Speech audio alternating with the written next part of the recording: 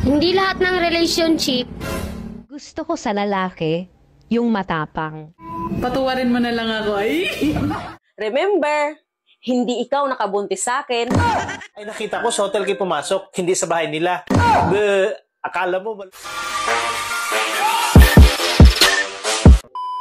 Ang gusto ko sa lalaki, yung matapang.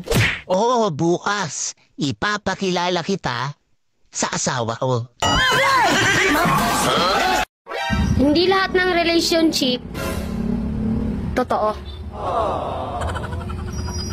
Yung iba, relation trip lang.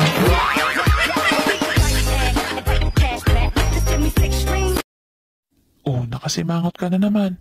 Halika dito sa akin, papatawanin kita. Kahit wag mo na ako patawanin. Patawarin mo na lang ako, ay. Mas masaya kaya yun.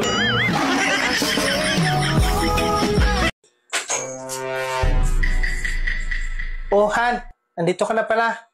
Kumain ka na ba? Oo, tapos na ako kumain. Saan ka kumain? Nagsaing pa naman ako ng marami. Han, sorry. Ba't ka nagsusuri? Nanlalaki ako. Natukso kasi ako. Andyan na naman tayo sa joke mo na yan. Bakit? Paano ka ba natukso? Dinala niya kasi ako sa bahay niya. Huwag mo ako i-good time dahil hindi ako maniniwala sa'yo. Oo nga, hindi kita ginugood time. Totoo yun.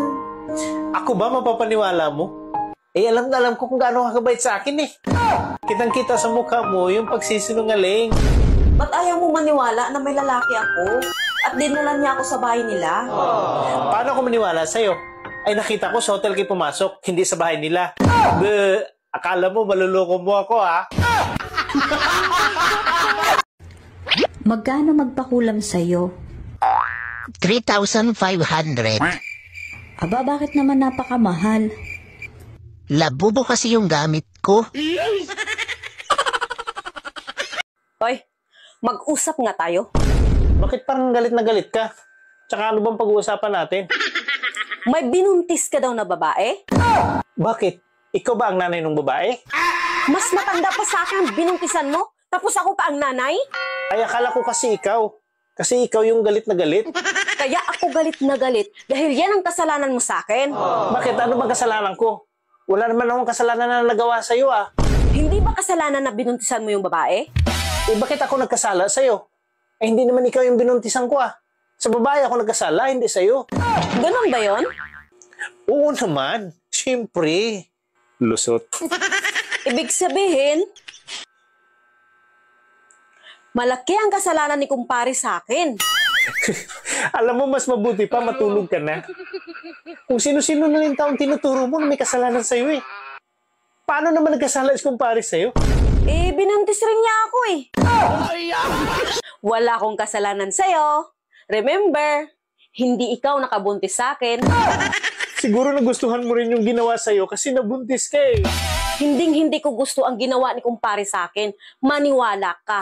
Kung hindi mo talaga gusto, bakit ka nabuntis? Eh, 7 beses niya kasi inulit-ulit eh.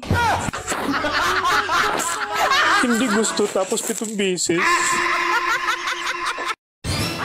Kuya, totoo ba pag gwapo, nagpapautang daw? Ay, hindi na ngayon. Ha? Kasi hindi naman kayo marunong magbayad. Bakit? Gwapo ka ba?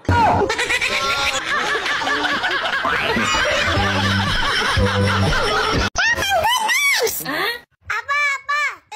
Oh anak, bakit? Oh no! May tatanong po ako. May tanong ka? Oo. Eh ano naman yung tanong mo?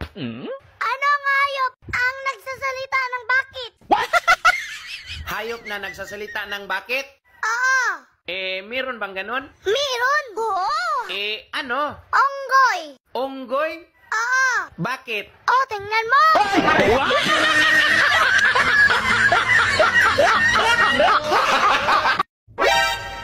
Ang mahal na ng itlog, ano? Buti pa yung mga babae, nakakakain ng libre.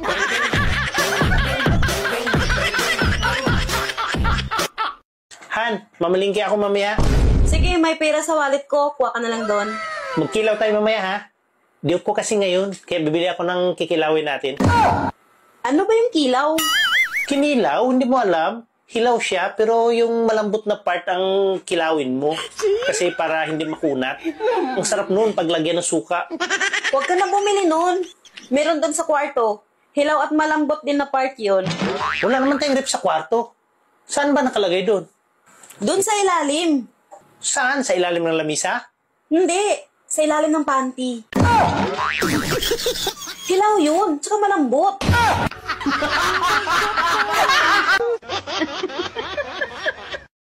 Butchok, anong pangarap mo paglaki mo?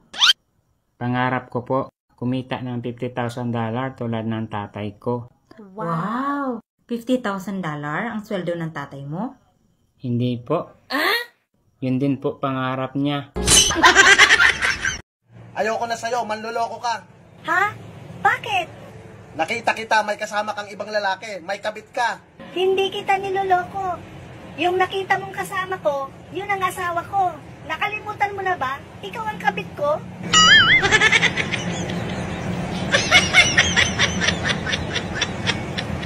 Mga girls, ha, mahalin nyo yung mga lalaking sabungero. Ingay nga sa sabungan na titiis. Eh lalong-lalo na yung putak ni Mrs.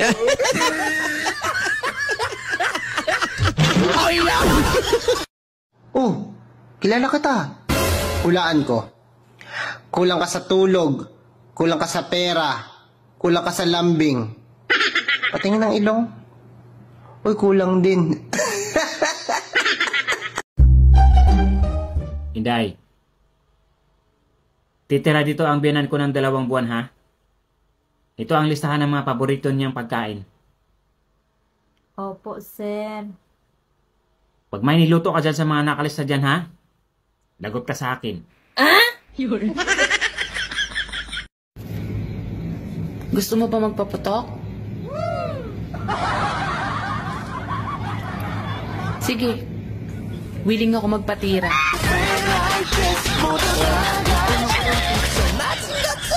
Mga girls, ha, mahalin nyo yung mga lalaking sabungero. Ingay nga sa sabungan na titiis. Eh lalong-lalo na yung putak ni Mrs.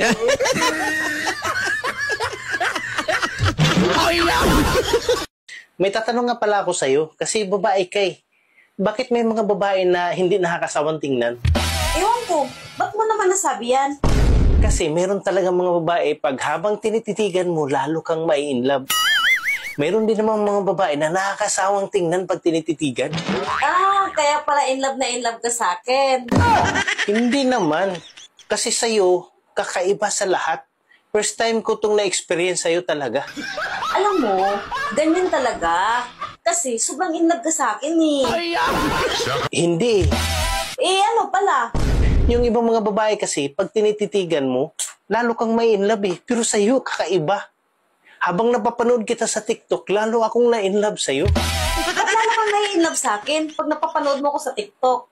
Eh, sobrang ganda mo kasi sa TikTok eh, kisa sa personal. Ah, ganon. Maganda ba ako o hindi? Relax lang, Han. Relax lang. Sandali. Inumin ko muna to.